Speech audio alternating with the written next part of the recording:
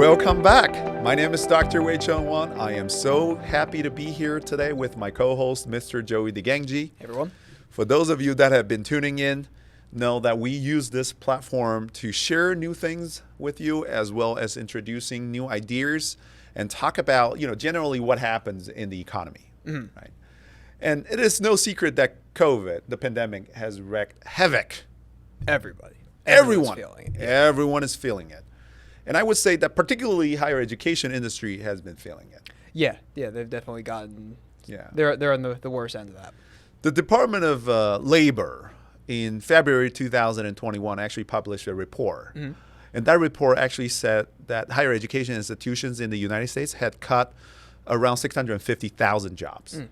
Another report that I came across said that 1 in every 7 to 8 people that used to work in higher ed got laid off. Oh, wow. Right. Wow. And it's all because, last March, obviously, when COVID caused the shutdown, higher education institutions have to stop the in-person instruction. And they send students home. Yeah. And most people don't know that the room and board revenue actually constitute a very important part of the revenue generating source for most higher education institutions. Right. Right. Obviously, if your institution relies on mainly just the internet and online delivery, you save yourself from that. But majority of the higher education institutions, the room and board revenue is a big piece. Yeah, for the online, it's a completely different operating model. And, right. Yeah. And so society has been criticizing higher education institutions for years now. Right. Yeah. And partly because 20 years ago, students want to go to college and they get student loans. The loan payment every month after they graduate is in the range of $150 to $250. Right now, that number is close to $650, $700 even. Right. Depending on the type of institution that you go to and the amount of money that you borrow. So it's becoming, higher education has become more and more unaffordable. And the society has been criticizing the value that higher education institutions provide. For those of you that have been following us, know that I concurrently hold a professorship in a small residential college. And I've been doing it for a while. And I really love what I do because I can see the lives that I have changed.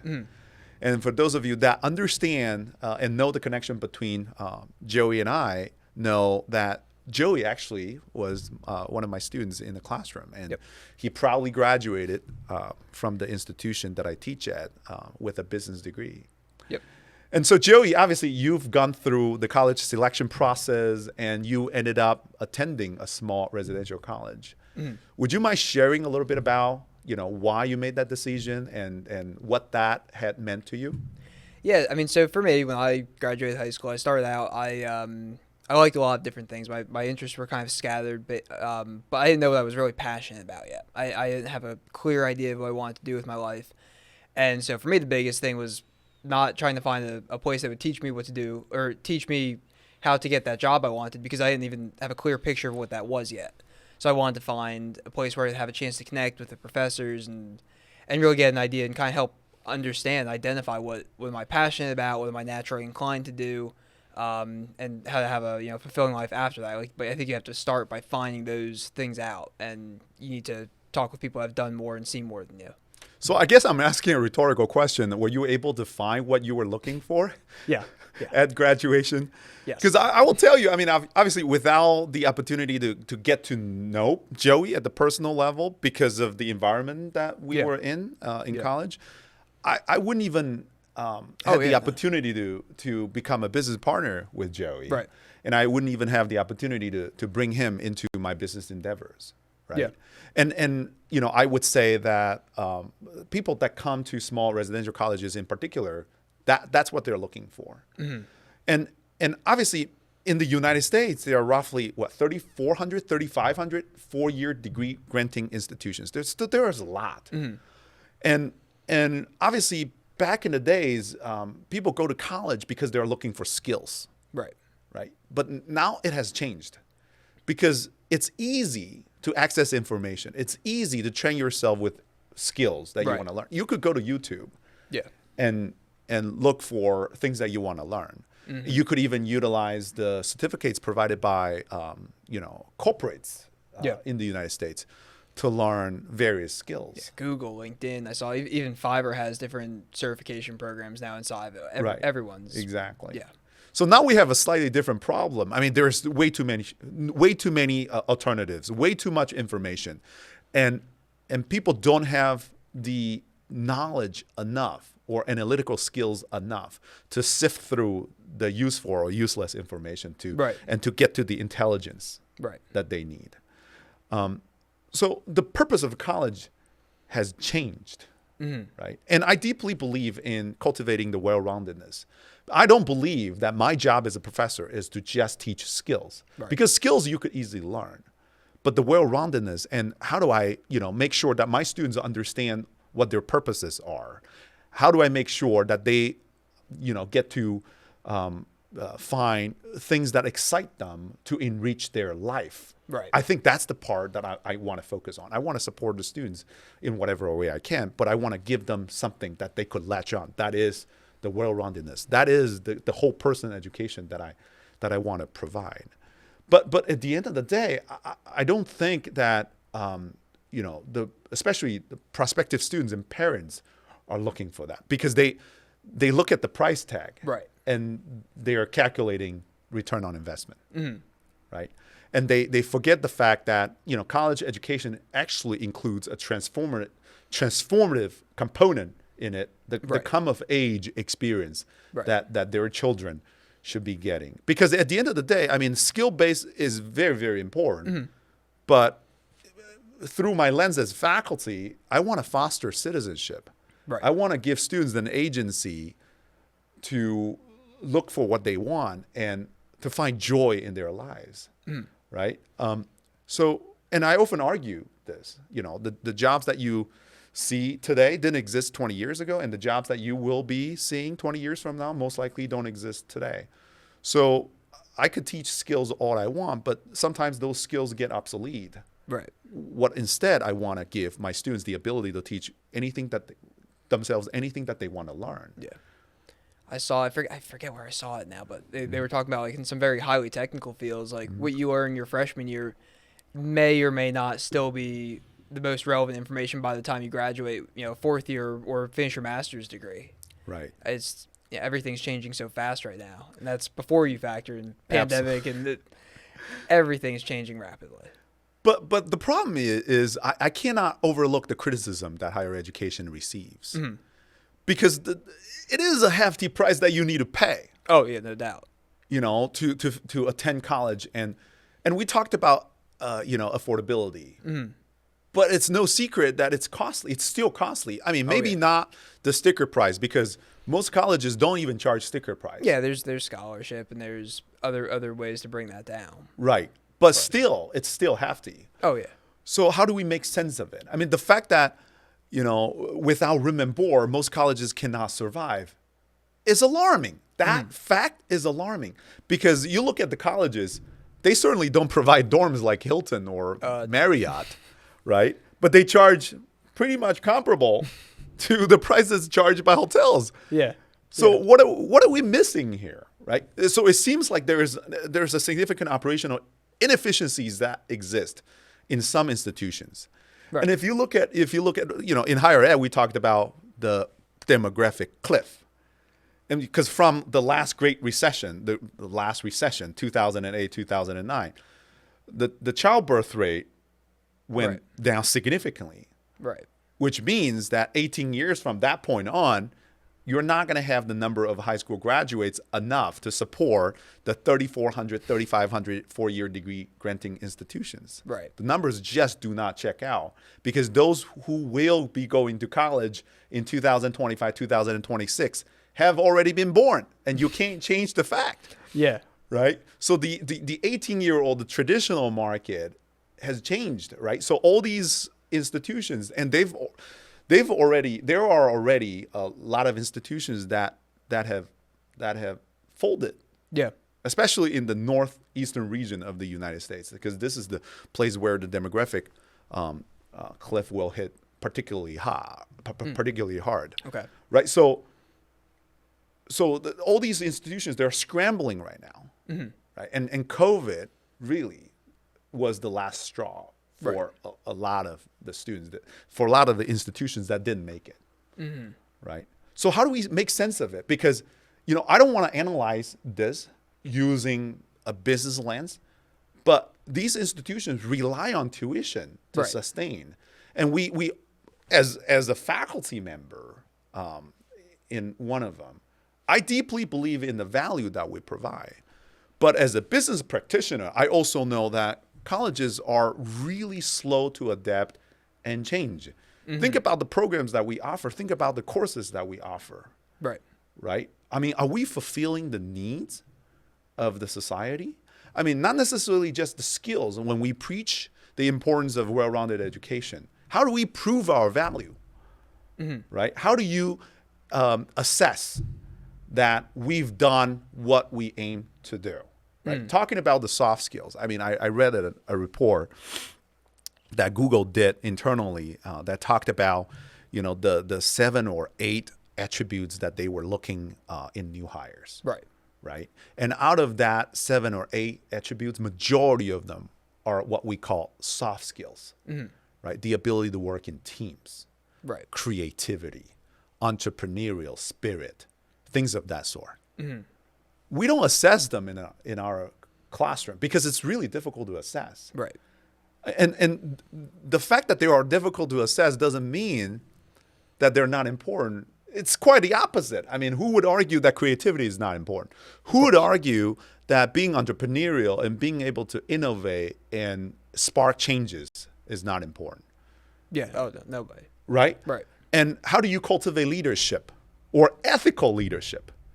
Right? We do that in such an implicit way throughout our curriculum in any higher education institution. And I would argue that if you go to ask presidents of any higher education institution, they will argue, oh, you know what? These are the things that we focus on because we understand the value of it, but we don't know how to assess. Right. And even for example, like writing, right? It's extremely important.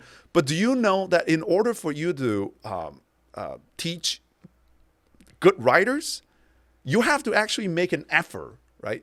Because not only you have to give writing assignments, you really have to be patiently giving feedback, and so that the students could actually, get back and revise and then maybe do another round.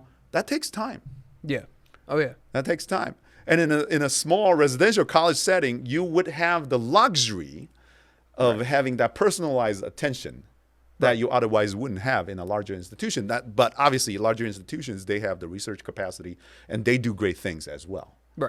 But at the end of the day, when you just resort to the skill-based education, and when you just focus on getting the certificates so that you could show and demonstrate to the employers that the certain skills that you have, I don't think that's really limiting. I think that's really limiting what we're looking for in employees or even in good citizens. I mean, I would just look even our own hiring practices. Like we've, over the past several months, we've had the chance. We've brought on quite a few team members, and we there are certain skills like we require that they have. But we hire people based on our best assessment, at least of those other factors outside of just the hard skills. And then afterwards, we'll have them go and get Google Analytics certified. We'll have them do the Facebook ads training program. We'll have them do all of these different things depending on the job that we're going to be including them on. But it's a lot easier to teach those things. It's a lot easier to go out and get those certifications. Right. And so people have been asking me, so what caused the problem in higher education? What was the single cause that really bloated the operating cost of higher education institutions? I mean, a lot of higher ed institutions in the past 20 years have been really ramping up facilities trying to attract students, right? With the new stadiums or with the new buildings or new dorms, and which, obviously part of the reason that the operating cost of higher education institution has been increasing was because of that. Right. But at the same time, I mean, the education quality, which I believe is still there, but the program offerings are less and less attractive. right? Because the higher education curriculum is very rigid. Right. Especially, the faculty, when the faculty designed the curriculum, they based upon their own experiences. They draw upon their own experiences from their own academic training, right? Now, I went through the entire graduate training. I'm an academically trained economist, and I know how rigorous that was. Right. But here's the thing. I mean, if I just resort back to my academic training, if I wanted to convey all the information to my students, I become very narrowly focused. Right. And as a business professional, I will tell you that the world doesn't operate that way. Yeah. And we keep telling students that, you have to focus on interdisciplinary training because, you can't possibly be finishing all the work on your own. You have to learn how to work in teams. You have to also know a little bit of everything so that whenever you need help, who you go to. Right.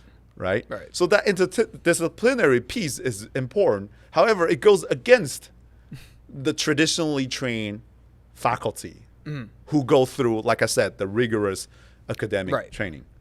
And so when the curriculum is designed, we seem to be very distant from what the world is looking for, right?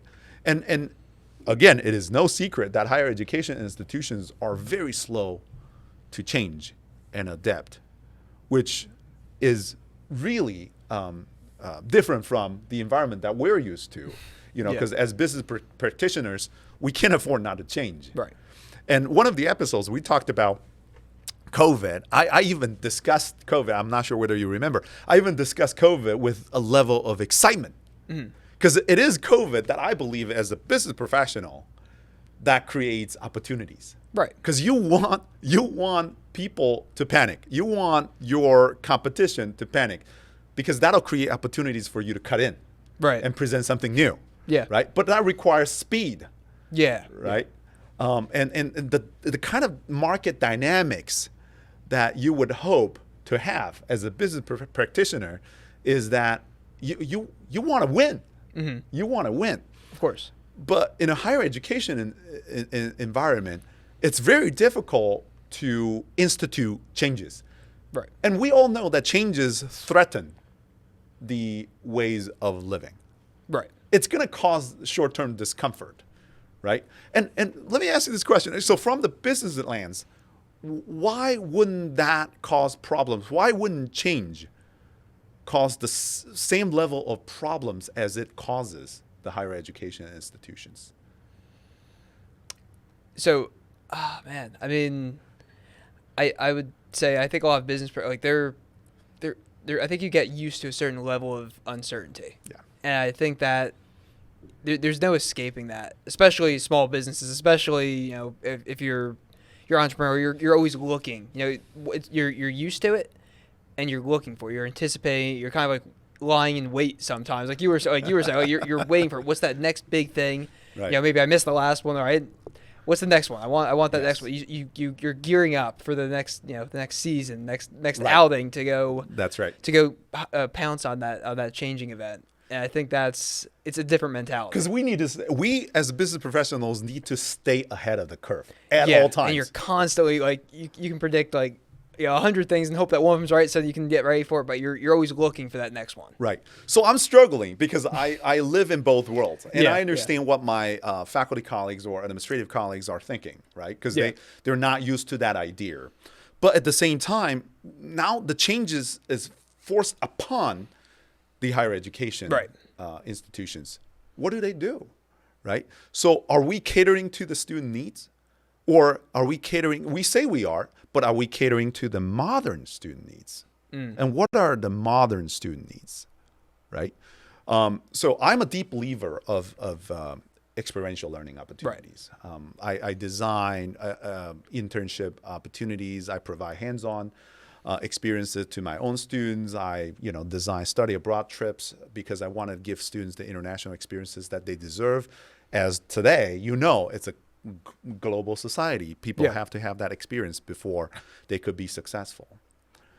But having said all that, the higher education curriculum, the changes that happen in higher education institutions are not rapid enough to warrant the kind of impact that we want, right? So I think a lot of institutions they are not yet in the do or die mentality. They don't yet have the do or die mentality. Gotcha. And I really think that's alarming. Because you cannot force innovation. Right. Right? And oftentimes you want to have 1,000 flowers bloom. Right? And they might not sustain. But if you don't even have that environment, you can't even identify what's the next big thing. Right? I mean, in running business, we want to try all these different approaches, and we want to see what works.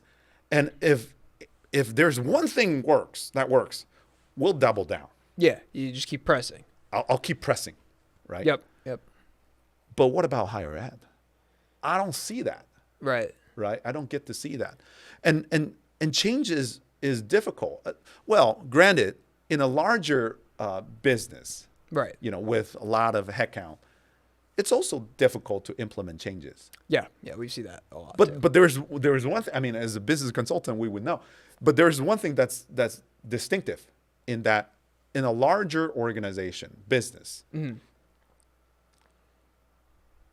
those who carry the P&L responsibility, right, they will call the shots.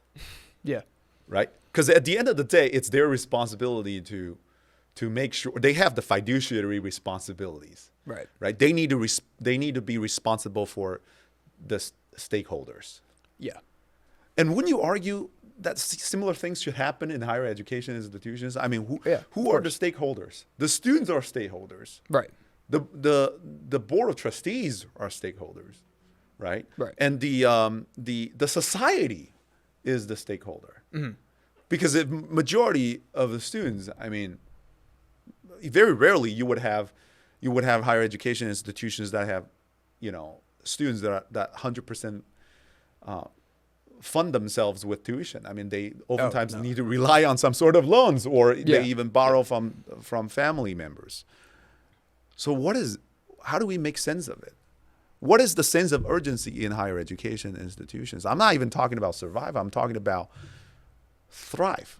How do you thrive in the face of the challenges that is COVID, that is demographic cliff that's coming in 2026? Like I said, those children would have been born 18 years ago. You can't change the fact that the number of the high school graduates will plummet in 2026. And I argue, I think, in 2024, most institutions will act out of desperation, right? So how do we preach the society that we are fulfilling our mission? And what is our mission? We talk about cultivating well-roundedness.